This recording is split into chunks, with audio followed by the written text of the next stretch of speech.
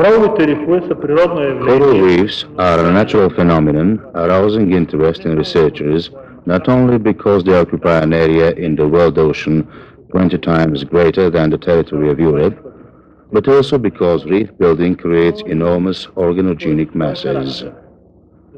While recent reefs are of prime importance to marine resources, transport and construction, reefs formed in the geological past are of particular interest to prospectors, as they are sometimes natural reservoirs of crude oil.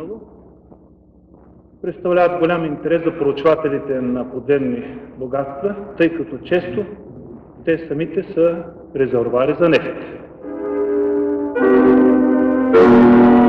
In Bulgaria, coral reefs have been found in sedimentation strata formed during the Cretaceous, Paleogene, and Neogene periods. But today, there are no reefs in the Black Sea. In the absence of a local live natural model of reef formation, Bulgarian researchers oriented themselves towards waters with an abundance of corals and reef building.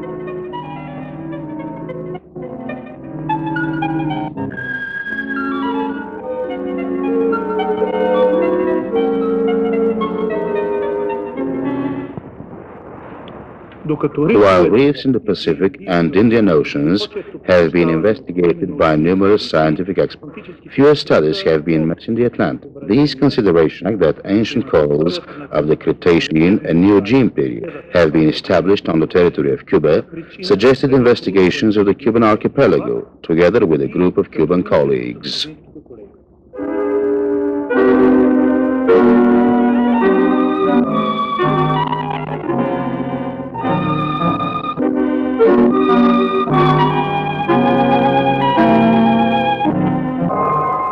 There were only scanty data about fossil and recent Cuban corals, and were collected mostly from the skeletons of dead corals washed ashore by the waves or by occasional dredging. Using scuba gear, we investigated their natural habitat. A systematic study was made of the Cuban shelf from the shore to the deep 4-reef slope at a depth of 50 meters, occasionally to 70 meters, and maximal depth for direct observations up to 90 meters. We thus studied 66 underwater profiles from 194 underwater stations.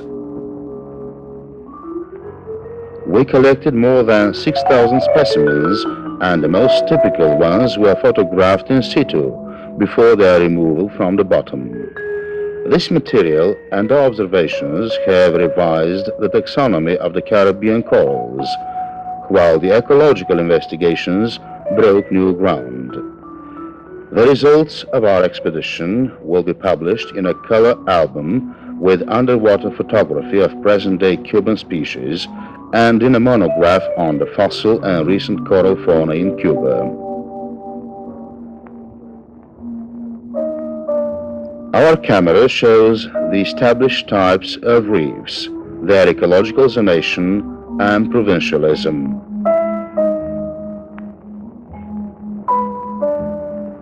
We found the established fringing and barrier types of reefs and a special type in the Bay of Guacanayabo. The assumption that there were atolls was not justified. These 20 to 25 meter high reefs are really unique, as they have been built on mud by species which as a rule are not found in reefs. The geological environment and hydrodynamic regimen of the bay, muddy bottom and cloudy and almost stagnant waters are quite unusual in recent reefs. This exceptional phenomenon has aroused interest in paleontologists and lithologists, as they have often found fossil reefs formed over clay. Why and how has this occurred? The weak light of the stagnant and muddy waters makes them inaccessible both to the cameraman and to the rich tropical benthos. With an underwater visibility of only 20 to 30 centimeters, we found their foundations and vertical walls to be built of representatives of the Oculina genus, also known as ivory coral, and the bushy Cladocora. Their light and strongly branching colonies were able to develop on the soft bottom. The lack of competition and the available large and uninhabited bottom areas helped them form mass settlements and, together with sponges, to construct these paradoxical reefs. Fringing reefs have been formed wherever the shelf is narrow. Such reefs proved not to be inhabited by the same species along their entire length. This is due to the complicated ecological environment.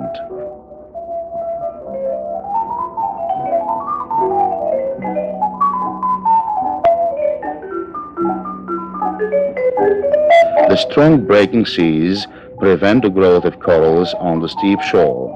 It is only at the base of the rock that colonies of Ageritia, Diploria, and Scleractinia corals have been able to gain a secure foothold.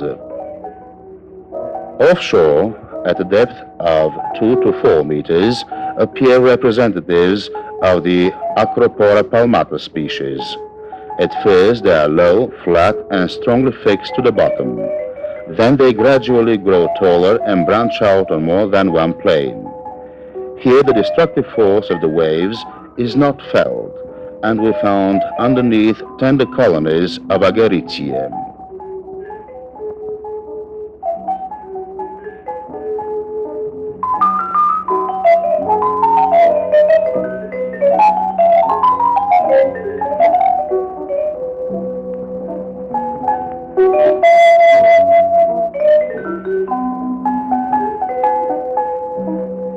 When the shore is not a vertical rock, but a gently sloping sandy beach, there is less abrasion, and Acropora thrive right next to the shoreline. Shallows are often covered with a soft zoanthus coral.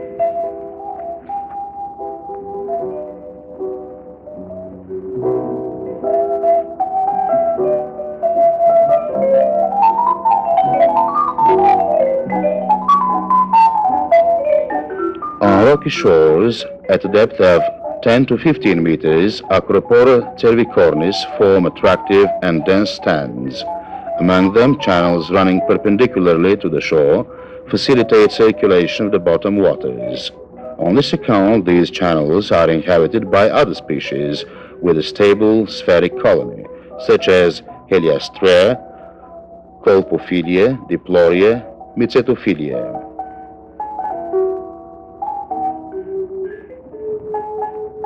Towards the rounded sides of the deep fall reef slopes, we find more frequent lamellar Ageritia colonies. In this part, the fringing reef is similar to the barrier reef and will be discussed later.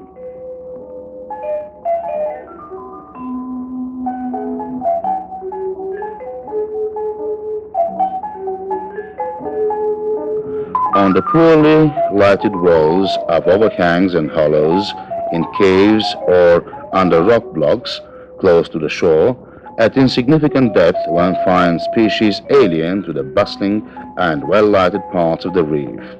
Some of them have been known only as the result of dredging in the waters of Central America at a depth of several hundred meters. The establishment of this fact has expanded their normally accepted bathymetric range. Why have they settled here? Is it because they like a darker environment, or have they moved in because they have found free ecological niches inaccessible to the photophile species?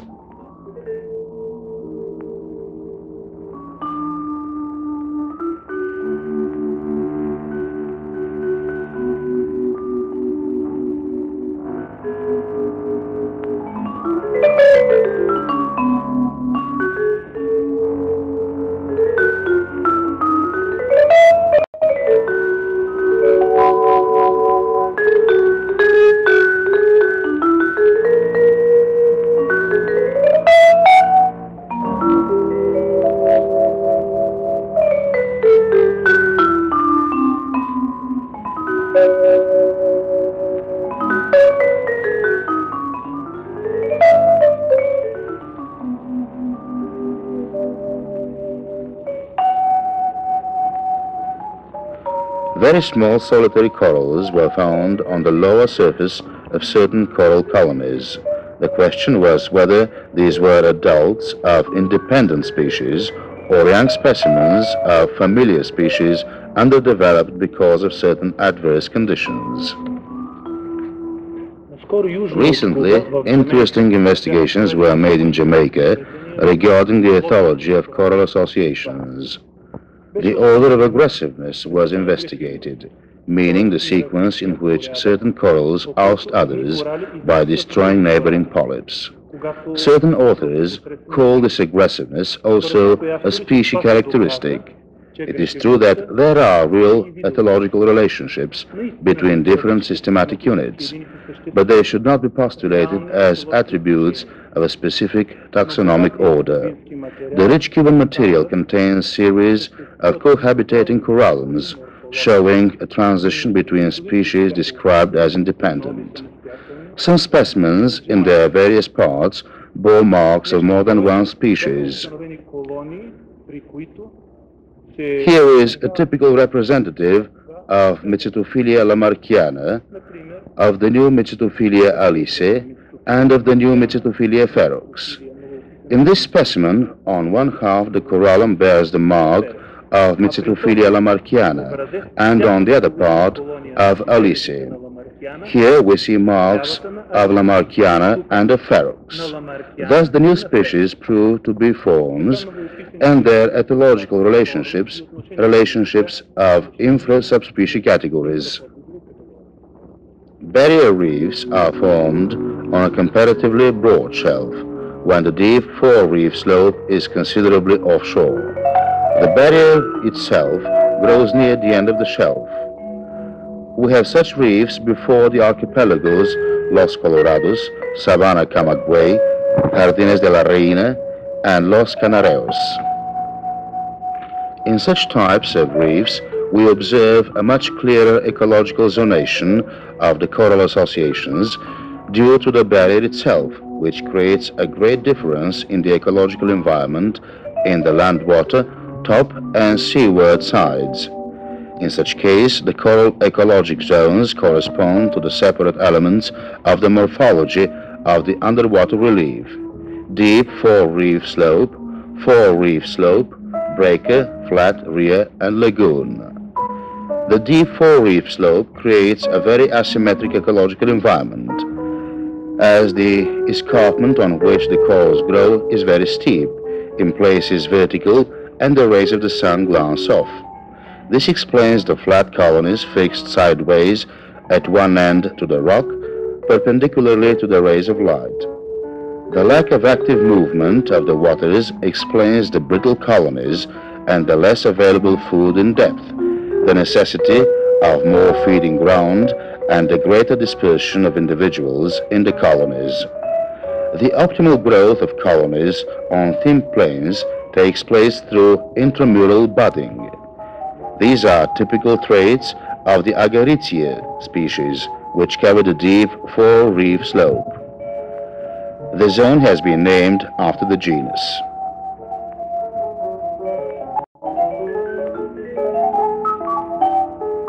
A diver going down beyond the 50 or 60 meter mark of the vertical deep fore-reef slope enjoys the challenge of physiological endurance and the thrill of probing the realm of the unknown.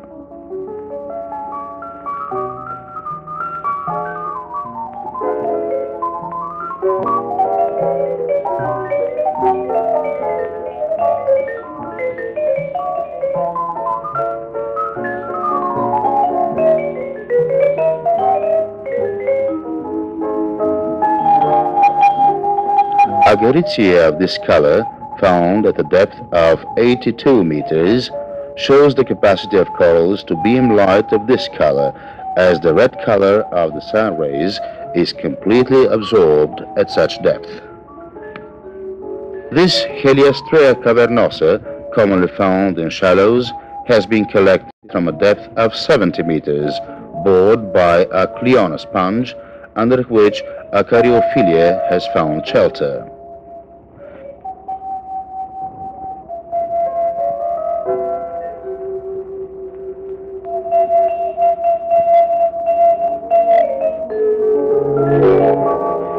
uniformity of the bottom and the resulting monotony of the associations of seabed fauna does not apply to other fauna in the upper part of the deep fall reef slope, because here we have migrants both from the shallows and from the depths of the seas.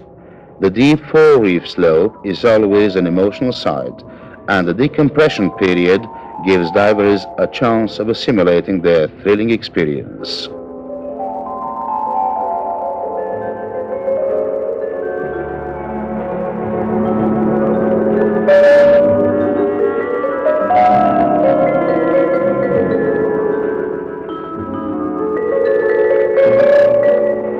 More sharply express the transition from the deep fall reef slope to a fall reef, the clearer the change in the coral population.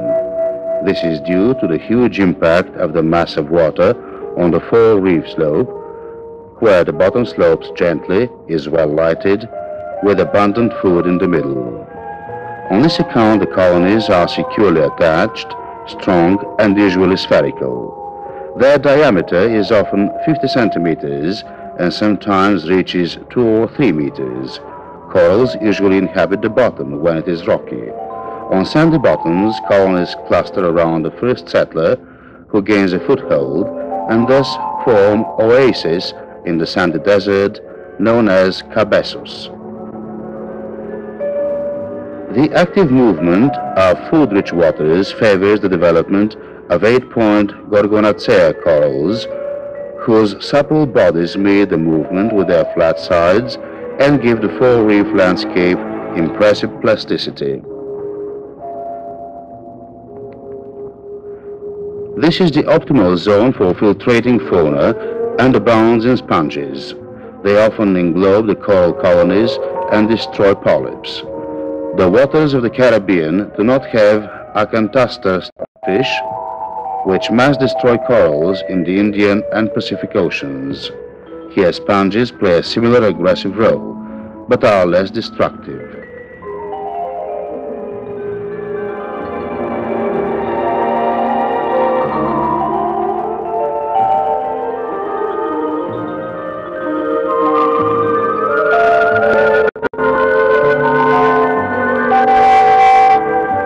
In certain cases, the boring sponges cause smooth and weak damage to the surface of the colony. This changes the morphological picture of the skeleton, and we seem to be in the presence of a different species. This pathological but not taxonomic phenomenon is enhanced by ecological factors relating to the aggressor and not to the coral, as proved by the fact that the damage to colonies is greater in zones favoring sponge growth. In other cases, the clionosponges bore into the colonies and create a dense canal network.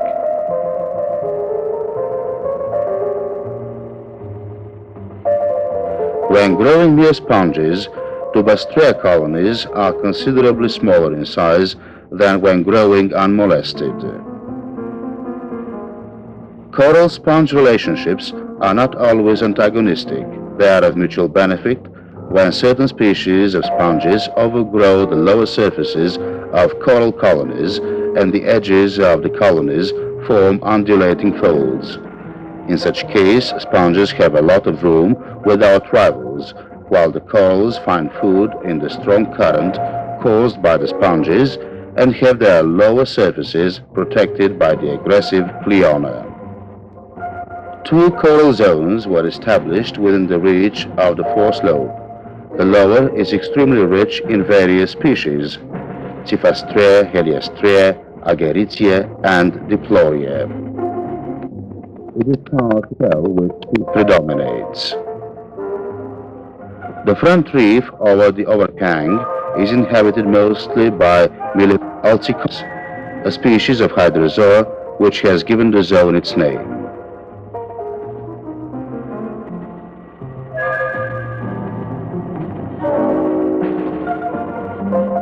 The breaker of the barrier reef meets the force of the surf, and even in the calmest weather there is a white foamy stripe. We have to wait long for a perfect calm in this zone. In the early morning hours the fish drowse in the still waters, but when the raging waters come, fish streak out of sight.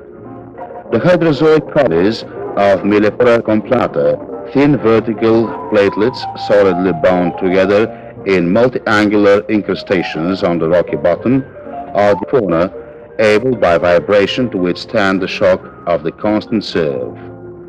The complanata zone is only 3 to 4 meters wide.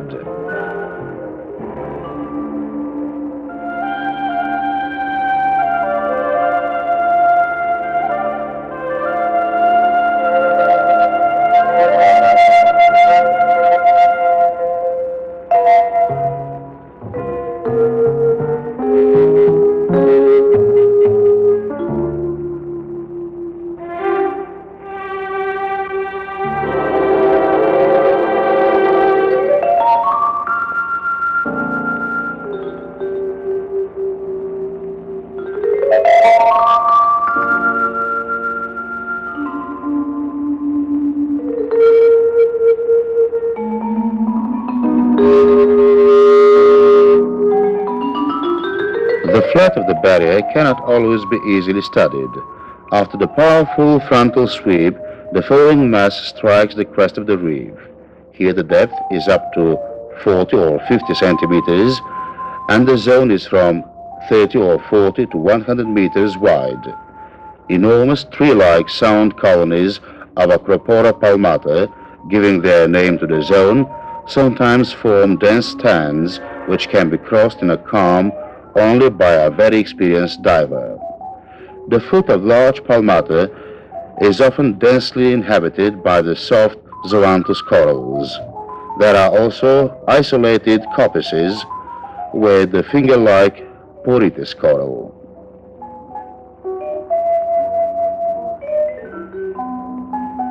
We also find the prickly isophilid corals.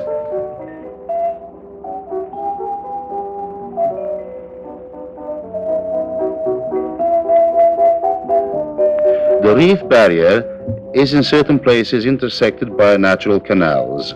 Along them flow the compensating masses of local and tide waters. Their bottom is rutted, rarely sandy, and more often gravelly, with broken up and partially destroyed large coral colonies. The canals can be approached and investigated only in the short period between high and low tide.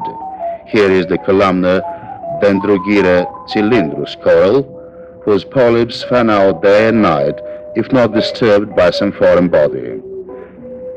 In a rising sea or ebb tide, the diver risks to be swept by the waters away from the canal and to be forced to wait for a change of direction or a rescue vessel. The Acropora cervicornis zone inhabits the rear of the reef. This narrow strip, with an average width of 5 to 20 meters, is the best protected from the surf. That is why the delicate bushy colonies of this type flourish here. Divers swimming along the length of the zone enjoy the view of the exquisite branching colonies traversed by schools of multicolored swimmers. Isophilia and Ageritia are common in this zone. In the lagoon, we usually have the settlement of particles thrown over the barrier or chipped off the flat of the reef. The toppled colonies of Acropora palmata make us think of a fierce tornado with a gentle lady's name. Some of the shattered colonies are able to regenerate themselves and continue to grow standing on their heads. The mingling of the colder ocean waters with the warmer waters of the sheltered lagoon cause oolitic accumulations. The Cuban shelf is a rare example of oolitic formations in recent waters. This frequent process in the geological past led to the accumulation of valuable mineral deposits.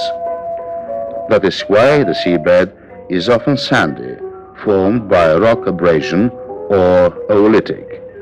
The absence of a firm substratum makes it difficult for the free-swimming planula to attach itself. But if it finds some hard object, the Meandrina meandritis coral founds a colony around which others start growing. The need of solid foundations is the cause of frequent incrustations. These may take place on a gorgonia, an iron bar, a gastropod, a bottle, and in rare cases on mangrove roots. The rose coral Manicina areolata on the sandy and muddy bed of the lagoon has given the zone its name. Here the representatives of this species are dwarfish because their growth is arrested when they reach a certain critical weight, at which the corallums start sinking into the soft sea bed.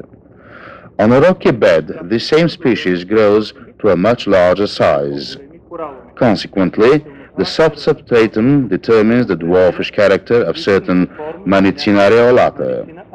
These observations and the application of the principle of actualism explain why small corallums of only one species are found in lower Cretaceous clays in northern Bulgaria.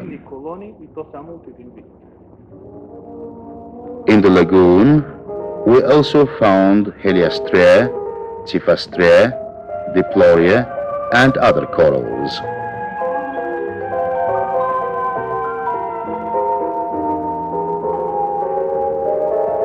Wide lagoons have internal currents which cause sedimentation. In such case, the seabed is like a sandy desert. Near inhabited localities, the lagoon water is soiled and strongly inhibits coral life. Only 2 or 3 genera, or only the Siderastraea, survive. The urbanization of the shallow offshore waters leads to paradoxes in coral life. For instance, off Havana, at a depth of 12 to 15 meters, corals are almost entirely absent, but at a depth of 35 to 55 meters, they thrive. There are also large fields of Thalassaea grass, which are the habitat of the Oreaster reticularis starfish.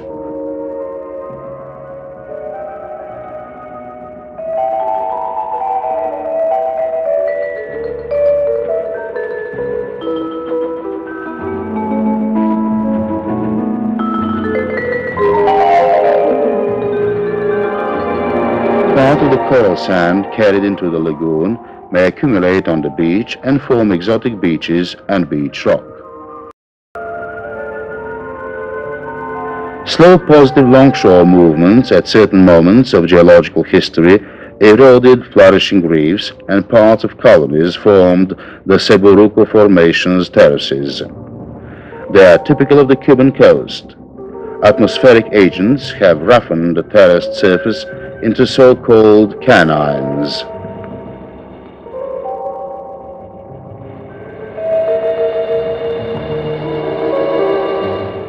The problem now arises whether the ecological zonation established here exists in other recent reefs. No comparison with neighboring aquatorii is possible for the moment because these last have not been investigated by the same methodology and scale. The available data regarding the Bahama Bank, Florida, the Mexican coast, and the rest of the Antilles show a certain similarity with the species predominating in the various parts of the reef. This warrants their classification into a Caribbean province. Това ни дава основание те да бъдат обособени в една карибска провинция. In the equatorial part of the Atlantic, where climatic conditions would lead one to expect intensive reef building, there are no reefs. This is due to the fact that the large Orinoco and Amazon rivers carry into the ocean enormous quantities of freshwater silt. South of their estuaries, reef building is observed as far as Rio de Janeiro, where it is restricted by a thermal barrier. The ecological zonation along the South American coast differs from that of the Caribbean. For instance, the Four Reef Slope is built of representatives of the Muscismilia genus, which is unknown in the Antilles. Thus, we can categorize the South American reef building or hermatype corals into a Brazilian province. While the characteristic shallow water coral populations of every province differ distinctly, At greater depth, this difference tends to gradually disappear. This shows that the action of the two rivers as an insulation barrier takes effect only in the surface water layers.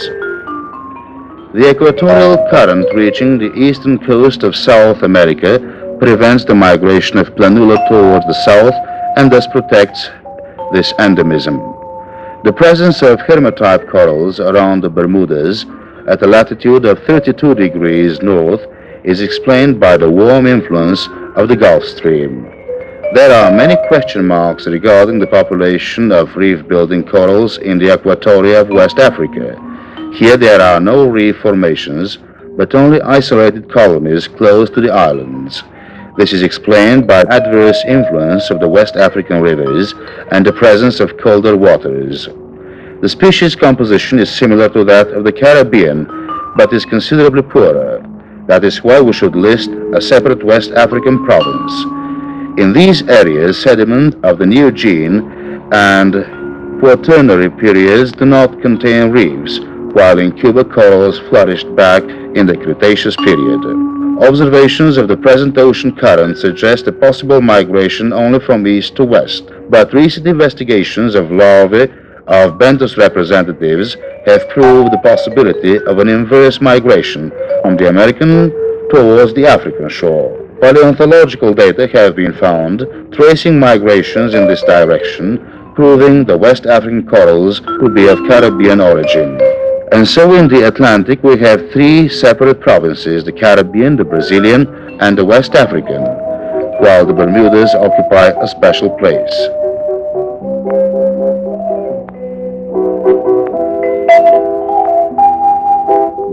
Panama Isthmus is a typical geographical barrier separating the three provinces in the west, forming the Caribbean region. Today the two sides of Panama are inhabited by different coral populations. Each of them has its own ecological zonation, and for every association of each ecological niche in one region, there is an ecological analog in the other region. The limited areal in the Caribbean region, certain adverse hydrographic conditions, and the frequent interruptions of rebuilding in the course of the geological development explain the poorer quantitative and species coral life compared with the other global hermatype region, that of the Indian and Pacific Oceans. While the reef-building corals clearly show endemic regions and provinces, their deep-sea brothers, their hermatype corals, are cosmopolitan. The monotony and relatively unchanging ecological parameters in the deep waters have not stimulated their evolution.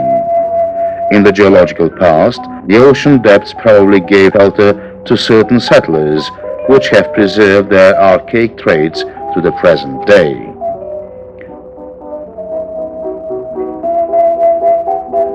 Our meeting with the Cuban corals is nearing its end. Their astonishing plasticity, coloring, tender grace, and sturdy resilience show that these qualities of the coral colonies are not accidental, but a function of their environment. The elucidation of these conditions will prevent future erroneous interpretation of similar phenomena in fossil reefs.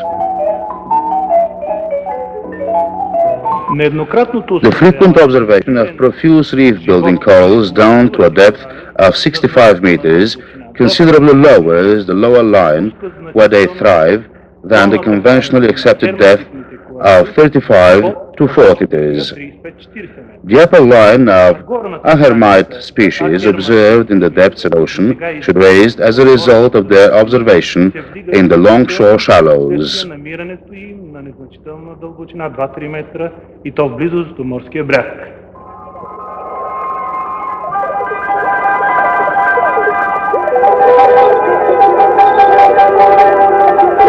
Observations on the striking variability within a single colony or in colonies of one and the same population should prevent paleontologists from the erroneous description of more species than actually exist because of inadequate material or by neglect of the variability phenomenon. But even these investigations do not cover the whole field. It is normal that interest in certain aspects of a problem should arouse interest in new, more extensive and more interesting fields of research. The silent world, the cradle of life, jealously keeps its secrets.